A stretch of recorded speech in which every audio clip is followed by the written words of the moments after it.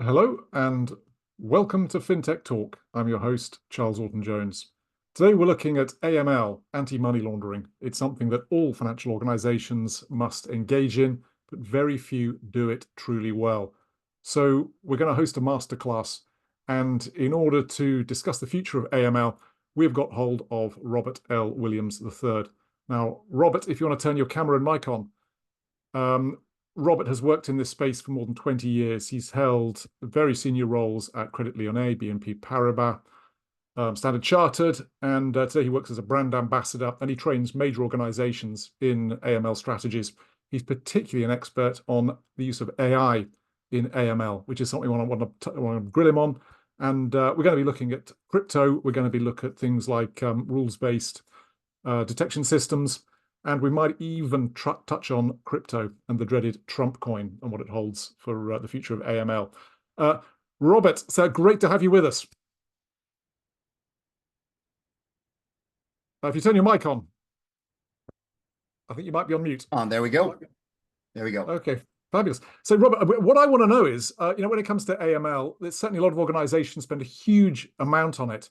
And, I happen to live for much of my life in Estonia. And one of the running jokes is when if you meet someone, there's a good chance they're working for AML, for WISE, formerly known as TransferWise, because the department is just so huge. It's so labor intensive, which is not a good sign for a financial organization. This stuff should be automated. No. People are terrible at doing it.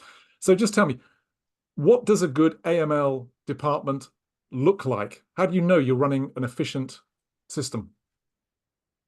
Well, I think it starts with the people, and you need the policies and procedures, of course. Through the years at the two French banks and one British bank, you need there's an old saying, culture of compliance.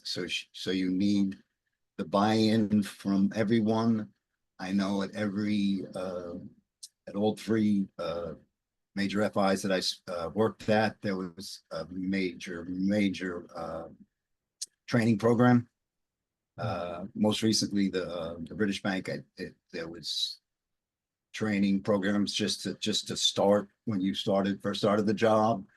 I was probably more of a sanctions guy, but there was AML, there was fraud, there was phishing, every single thing that you could think of, and even a consultant job that I did recently for a bank, an AML look back, it's called, where you're basically looking back on transactions to see if you need to report. You had to sort out whether there was something that needed to be, like backdated and reported to FinCEN, the agency that is what's called the FIU, Financial Intelligence Unit, where you send the SARS to. But their money is not everything. I think that you need the right system, and you don't just plug it in. You need to use your AML database and AML alerts. Three transactions for totaling $10,000. You need those alerts to work correctly for your simple institution and so on. So there's a lot to it. Well, let's talk about AI then. As you're right, what you said, yeah, AML traditionally a lot of manual processes, lots of rules-based systems. How is AI changing AML? AI is it's there already, and it could make it a lot more advantageous to an AML investigator. I think I mentioned to you yesterday rehearsal that for years they were been saying that AI is going to make an AML investigator's job moot. I don't think it's there yet. It could happen next month, 3 months from now, 6 months from now, a year from now. I believe at the moment you still need the human touch, they call it, to make a final decision whether something is suspicious or not. But it definitely helps with cutting down on a basic AML investigator's day. It cuts down on the false positives. It cuts down on, so you're only looking at alerts that might amount to something that you want to to send suspicious activity report to FinCEN. So that's all good stuff. So that Okay. it'll help that, help in that respect, Charles. And from what you've seen, are people sort of building their own? I mean, AI is such a broad term. I'm not even sure what we're talking about here because it can mean machine learning, it can mean a human tuned model, it could mean a neural net. What sort of AIs are being deployed? It's there's it I think it would go back to what your company and your FI, your bank needs. There are both, as you say, internal, just like KYC system. You can have your own and build your own. The bigger banks do that, or you could put in something that the place that I'm currently working for. You could put in the database and add the different according to your customer base and geography and the risks of the Mm, countries and the products. But it all goes to, I guess, back to what you're trading and AI. But AI overall, and the overarching theme is AI can help AML a great deal in that. An AML investigator's job, and this just the whole productivity wise and efficiency wise. It's just starting, I think, okay. the things that it can do and make your job easier for an AML investigator. Well, let's just think about what we're heading towards because there's a conflict really between very sort of static rules-based systems and adaptive models. And there's even the question of the balance between, what should machines be doing and what should humans be doing? Some impressive thinkers who I admire in the fintech space talk about the automated bank, that in theory, everything should be done by machines if you can possibly do Yeah, it. If I, Google ran a bank, you're pretty sure right. everything No, automate I, to 100%. What's your perception? I mean, I is don't this pie I in the don't sky? believe I go back to it's not going to put the AML investigator's job out of business yet. The role it you you need to, I guess, strike a balance, and it needs to be monitored. Just like any new innovation, you need to have some controls and regulations. And I don't know we're there yet. I think the EU might have at the moment a little bit more strict regulations on AI. I know that current U.S. administration, Trump administration, has got some. I think Biden started it. Trump has jumped on the bandwagon too to try and Mm, less regulations, more innovation and watch that and monitor that and govern that. And those three words probably are the most important in that respect. Just like I say, just like any new innovation, you need to watch it, make sure it's doing what you want it to do, and then yeah. you adjust it as you go. I mean, one theory is that AI is going to struggle in AML because the data set is going to be pretty small of the people who are caught, and each case is different. So spotting patterns is difficult. I mean, because the criminals, the perpetrators, are changing their way of behaving so frequently that it becomes really difficult for AIs to spot nuanced attacks. Oh, the alternative to that is no, that in fact, when it comes to money laundering, the sums are so big and often the approach is so crude that if any banks paid a bit more attention, yeah, AI would be terrific at catching this stuff because it's there in plain sight. And again, what's your perception? Why are humans needed? What's the problem with I fully automating? think that is the case still. It's just like anything that I think I mentioned also yesterday. The data you put in is only as good as the data you're going to get out. Mm, So the human can put in, and the AI person can the system and the automation can put in the correct stuff, but it has to be the false positives. It has to be monitored for your specific financial institution, and you work it. I guess the main the overarching theme is it's good, but it's not totally there yet. You mentioned that the criminals unfortunately are ahead of the game, and AI would help, but my my opinion at the moment is it's not there yet. So it's not I guess, catching the bad guys as well as it should yet. Okay. I'd like just before we go any further, just for my own purposes, clarify, what money is being laundered. Because we have a variety of possibilities in my mind. There could be drug money being laundered because the proceeds from crime is immense.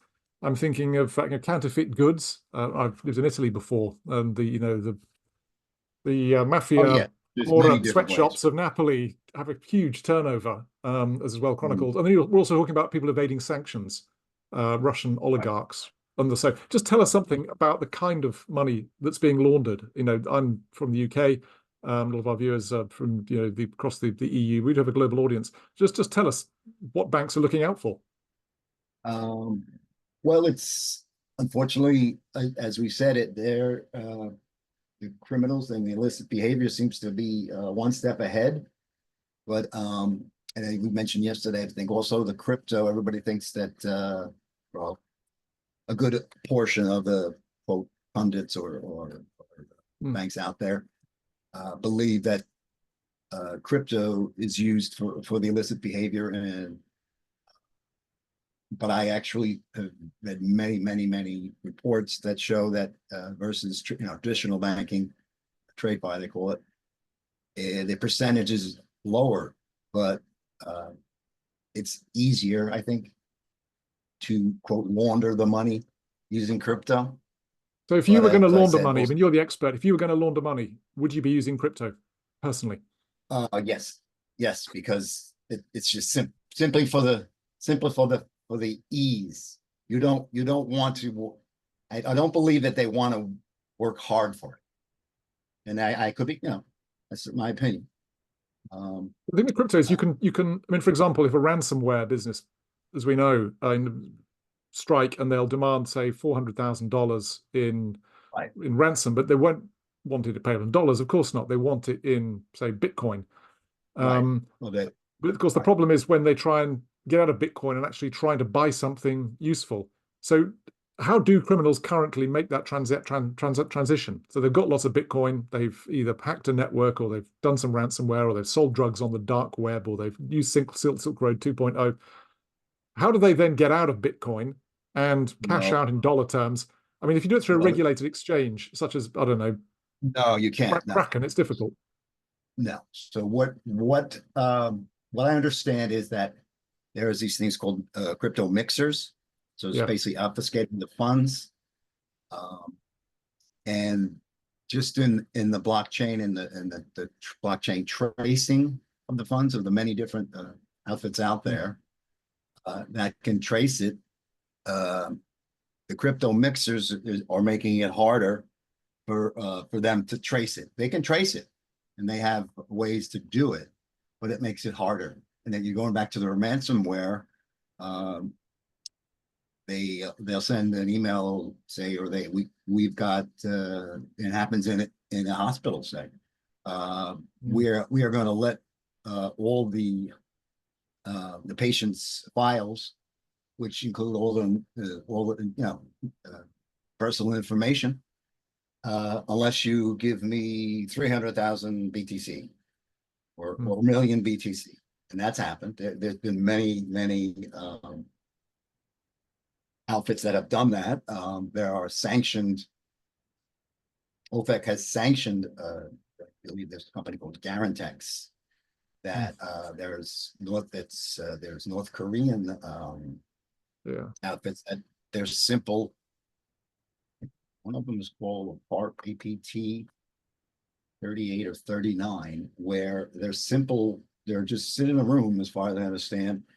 And the reason they'll do the illicit activity, the money laundering or the crypto or the fraud, is to finance their nuclear weapons or their Mm. yeah, North Korea is doing that. Russia, and you have the bad guys working together, Russia, Iran, North Korea, China. The I'm a big, large proponent of we'll a little bit discuss sanctions that they don't work as well as they could unless it's multilateral, meaning Yeah. all the countries together. You know, I know. Um, there's talk now that that U.S. administration is doing this, but uh, you need the other countries. Let's say, go back to the JCPOA, the Iran thing to try to stop their nukes. That was back a while back in the Obama administration, which Trump's first administration thought it was a very bad deal. So now they're being watched, and I think that Iran knows that. So change the subject, but sanctions wise, but crypto. When you go back to your original question, crypto, I think just for the simple ease of it, but then you have also the Chinese government itself has I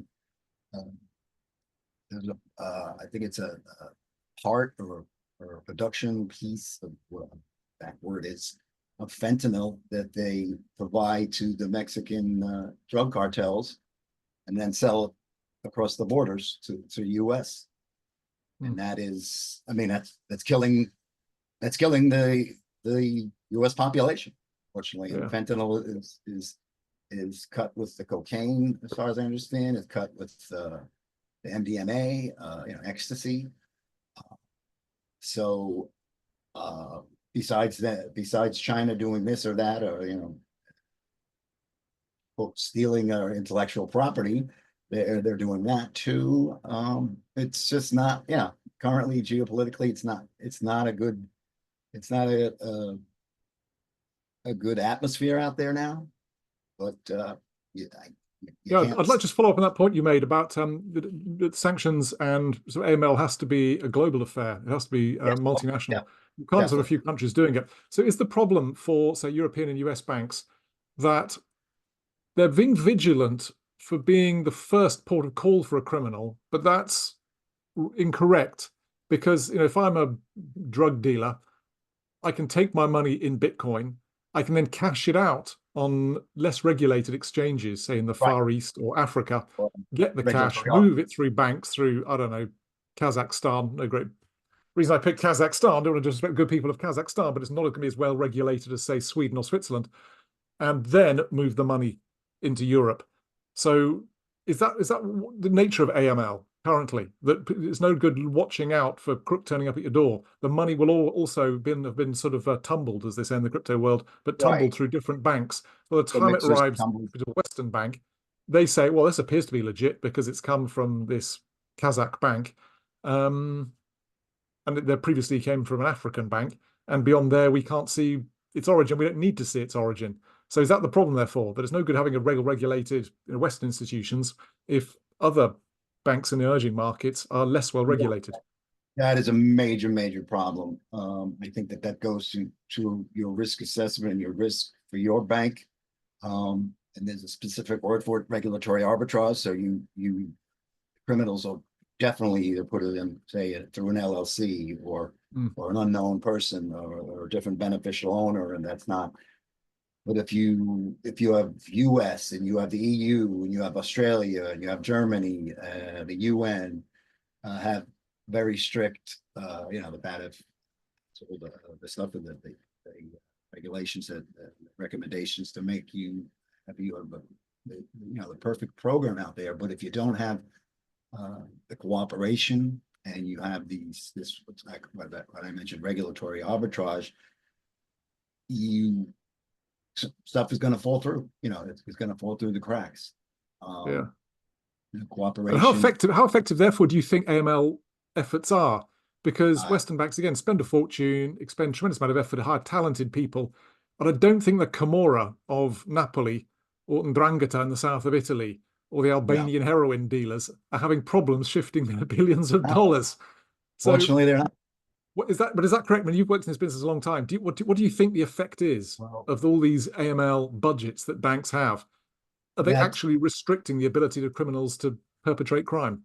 You actually have that they're even like that. That's the job of the government to say, which Trump administration has actually done that recently with what's called the BOI, the beneficial ownership information. But I don't necessarily agree with that deregulation per se. According to to how I understand it, is he's saying that a U.S.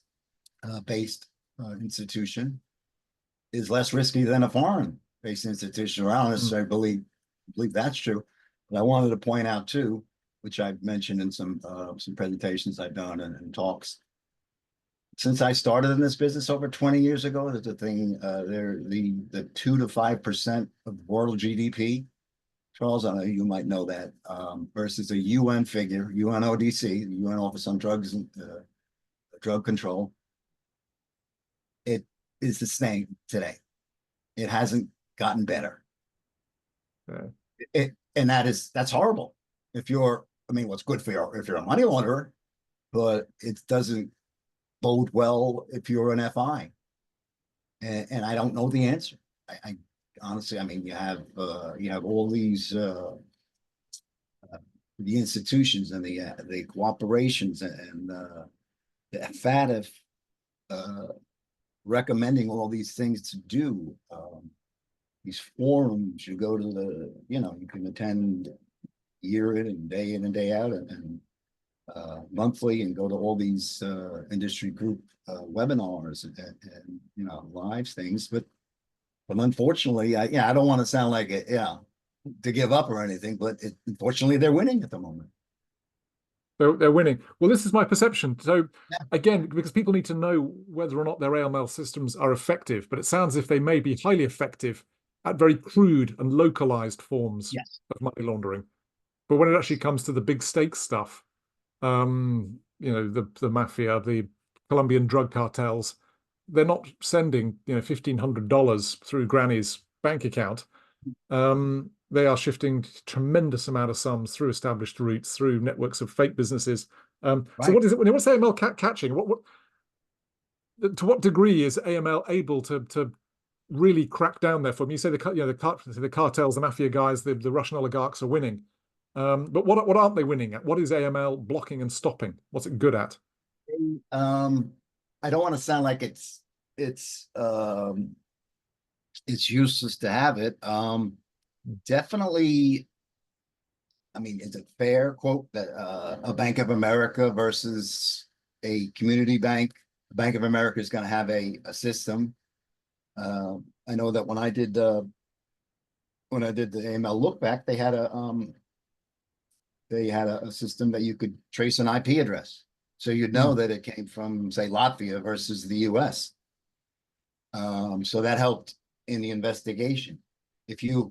I don't think there's any secret. If you're a bank, if you're a Bank of America versus a community bank, you might have less of a quote good AML system in place to catch the bad guys. Yeah. That's interesting. You're giving me an idea. I might like sort of do a little research about whether quote large banks, and I know FinCEN has the figures. Do large banks send more social sector reports, the SARS, versus a community bank? And is it simply money? If that's the case, then the government has to sort of adjust that too, no? Well, yeah, I mean, I'd tell you what, I'm a lot more pessimistic than even you are, I think. I think anti-money laundering efforts are often for show or devoted to catching out very small acts of Right. criminality. For example, in the UK, the government's approach is absolutely garbage. The Companies House, where we register our companies, there's a campaigning lawyer called Dan Nidal, whose Twitter account I highly recommend. He was the top tax partner at Clifford Chance, used to earn 2 million quid a year. And now he simply campaigns for fun, with pointing out there are 16 organizations he was able to find at Companies House claiming to be banks because they had the word bank in the title and used the drop-down menu to register as banks. One claimed to have $30 billion in assets and was run by someone, above some sort of shop in North London. I mean, that's not ingenious criminality. That's pathetic. Things that came out with that is the a Pandora 10-year-old Papers doing it. that found out that the Queen of England was money laundering. All this crazy stuff. I mean, not against the Queen of England, but yeah, I think there are so many. People talk about siloed data. We've barely even got data in the UK. I mean, Companies House.